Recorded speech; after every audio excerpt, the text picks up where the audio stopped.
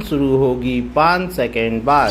5, 4, 3, 2, 1 start. वर्तमान शैक्षणिक सत्र से सीबीएसई ने कक्षा 6 से 3 भाषाओं की पढ़ाई को अनिवार्यता लागू करने का निर्णय लिया है। इसके अंतर्गत विद्यार्थियों को भारतीय मूल की हिंदी 2 तक तथा एक विदेशी भाषा का अध्ययन कराना होगा। विद्यार्थियों पर अतिरिक्त बोझ न पड़े अतः इसे चरणबद्ध तरीके से लागू करने की व्यवस्था की गई है। सत्र 2030-31 तक इसे क्रमशः 10वीं कक्षा तक लागू किया जाएगा। सीबीएसई का यह निर्णय न केवल राष्ट्रीय शिक्षा नीति 2020 के अनुरूप है बल्कि 1968 और 1986 की शिक्षा नीतियों में दिए गए भाषा संबंधी सुझावों को भी समाहित एवं समायोजित करने वाला है। यह दुर्भाग्यपूर्ण है कि शिक्षा के क्षेत्र में की जाने वाली हर आवश्यक पहल को अनावश्यक विवादों में घसीटा जाता है।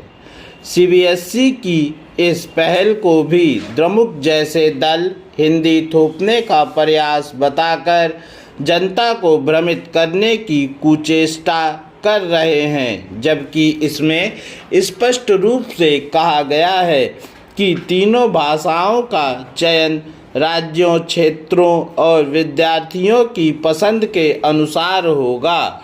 यह व्यवस्था केवल उन विद्यालयों पर लागू होगी जो सीबीएसई से संबद्ध हैं। अनेक ऐसे विद्यालय हैं जो पहले से ही विद्यार्थियों को तीसरी भाषा का विकल्प प्रदान करते रहते हैं। गत वर्ष लोकसभा में प्रस्तुत आंकड़ों के अनुसार तमिलनाडु के कुल 1905 विद्यालयों में से 3.2% में 3 भाषाएं पढ़ाई जाती रही हैं, जबकि तमिलनाडु में सीबीएसई से संबद्ध विद्यालयों की कुल संख्या ही 1800 के आसपास है। भाषा के नाम पर राजनीति करने वालों के लिए एक और तथ्य ध्यान देने योग्य है। कर्नाटक में शैक्षिक वर्ष 2026 के दौरान राज्य बोर्ड के 93% छात्रों 8.1 लाख में से 7.5 लाख से अधिक ने तीसरी भाषा के रूप में हिंदी को चुना है। दक्षिण भारतीय राज्यों में आमजन पर हिंदी थोपे जाने के आरोप की पोल खोलने के लिए यह एक उदाहरण ही पर्याप्त हो सकता है। भाषा भेद के आधार पर उत्तर दक्षिण को बांटने वाली राजनीति करने वाले नेताओं एवं दलों के मन में सदैव यह डर बना रहता है कि कहीं त्रिभाषा सूत्र के सफल होने से भाषा भेद की कृत्रिम बुनियाद पर खड़ी उनकी राजनीति कमज़ोर ना पड़ जाए।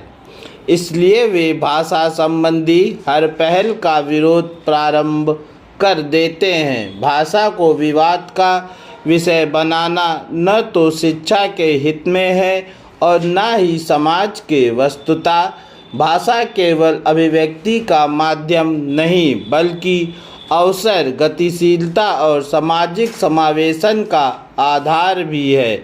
आज भारत में जहां लाखों प्रवासी श्रमिक एक राज्य से दूसरे राज्य में रोजगार के लिए जाते हैं, वहां उनके बच्चों की शिक्षा में निरंतरता एक बड़ी चुनौती बन जाती है। ऐसे में बहुभाषिक शिक्षा व्यवस्था उनके लिए सेतु का कार्य कर सकती है, जिससे वे नए परिवेश में सहज रूप से समायोजित हो सकें। त्रिभाषा प्रणाली न केवल शैक्षिक निरंतरता सुनिश्चित करती है बल्कि विद्यार्थियों के दृष्टिकोण को भी व्यापक बनाती है। यह उन्हें विविध संस्कृतियों, परंपराओं और विचारों से परिचित कराती है।